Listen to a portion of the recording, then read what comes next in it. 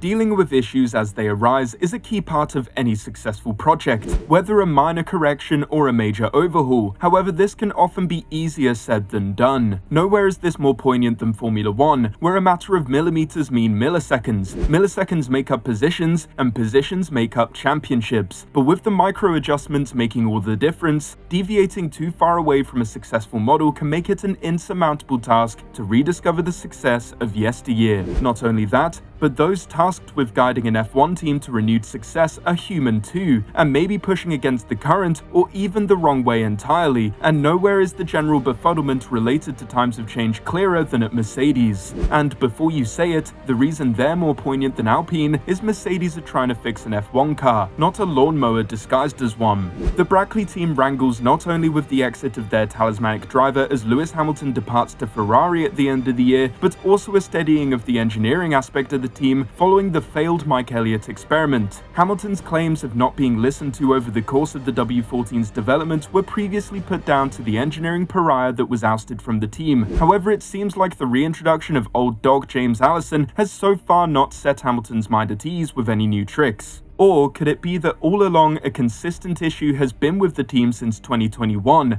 and may not be set to change until next year? Want to know why Mercedes' troubles may well last well into this season? Whatever the opposite of sandbagging is, Mercedes has been doing it with their inflated claims and promises, and they have thoroughly come crashing down after the first two races this season. And stick around, because an F1 world champion seems to think that they have all the answers for why Mercedes have been struggling. So following the first two rounds of the 2024 Formula 1 Championship, Mercedes seem to have more of an understanding about the primary issue that they are facing with this year's car design. Following on from struggling to keep pace with their fellow competitors in the anyone not named Max Verstappen Championship, Mercedes are insistent that it is just one primary issue that needs resolving, which is preventing them from displaying the true form of the car, something which sounds pretty familiar if you've been paying attention to the start of the past couple of seasons. The issue is most perceivable during the high-speed corners, with the car being at least capable on all other parts of the tracks according to Mercedes. This would perhaps be best exemplified by Hamilton's tussle with the McLarens last time out at Jeddah, where by the end of the pit straight, Lewis could smell Piastri's breakfast, only for the McLaren to drop the Mercedes in full throttle yet twisty parts of the circuit. Having supposedly fixed the rear-end issues over the winter, Mercedes is still losing grip and downforce, at points even still experiencing bouncing with none of the discernible benefits seen by other teams running super close to the floor, like the aforementioned McLaren. The worrying thing for Mercedes is while they can acknowledge that something isn't right, they aren't any closer to implementing a fix, an issue which trackside engineering director Andrew Chauvelin is concerned may be a fundamental issue with the car's design.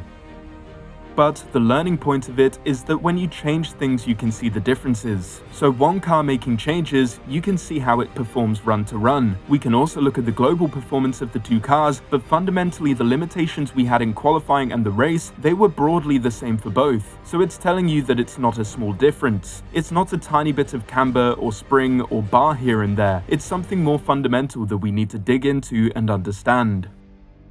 Clearly, this is not quite as surface level of a change which was being implied by the likes of Toto Wolff, whose claims of it being just a single issue may well be downplaying something far more concerning. At the end of the day, if the reason your nursery isn't doing too well is because there's a tar pit at the front door, then that's a pretty big issue to solve, and one that you probably should have taken into consideration before you hype the living hell out of it. The real headline catcher in all of this is Hamilton's statement of big changes being needed, as clearly there is something pretty fundamental wrong with the car. However, Hamilton's statement didn't exactly go without scrutiny, with former Jordan technical director and designer of one of the best looking F1 cars ever, the 191, accusing Hamilton of having a limited understanding of just what it takes to correct the shortcomings of the W15.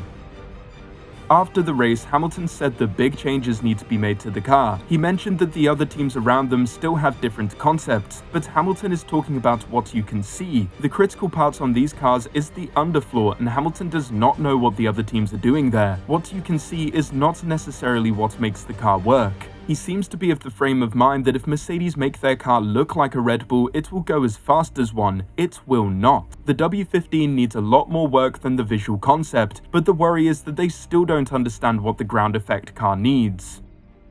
And clearly, Anderson is right about the perhaps short-sightedness of Hamilton's approach. However, Hamilton may not truly be to blame for that. All of last year leading up to his short-lived Mercedes contract signature and throughout this winter, Lewis would have been told repeatedly, as with the rest of us, that Mercedes' return to the glory days are just around the corner, just an upgrade away, just a design tweak in the distance. However, something has clearly gone wrong for the third year running, which is perhaps most exemplified by George Russell's shocking statement that claimed it's not that teams are moving away from Mercedes over the course of the weekend, it's actually Mercedes getting slower as the weekend goes on that's the real issue. So not only is the W15 not lighting it up on race days, it's getting actively worse the more it's tweaked with, indicating a complete lack of understanding in the key elements of the Mercedes package. Gary Anderson would continue to question Mercedes' early season confidence, as well as indicate the naivety in Hamilton's approach to finding a quick fix.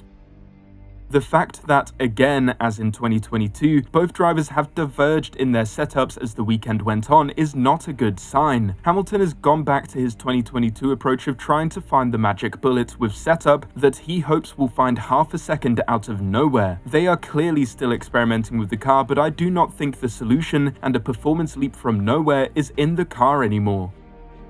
And it's not just ex-car designers bringing Hamilton into question, but also world champions, with 1980 world champion Alan Jones claiming that there is more to question about Hamilton than just his approach to the car and its setup. Following on from other ex-drivers like David Coulthard attributing Hamilton's attitude with the Brit already mentally being at Ferrari, Jones thinks that there may be a far more fundamental issue with Hamilton, which will carry on from his Mercedes malaise, resulting in him being equally as impotent at Ferrari. According to Jones, Hamilton's time may have come and gone, with it also being evidenced not only by his inability to find solutions with the team's general decline over the previous seasons, but also by his performance compared to his teammate.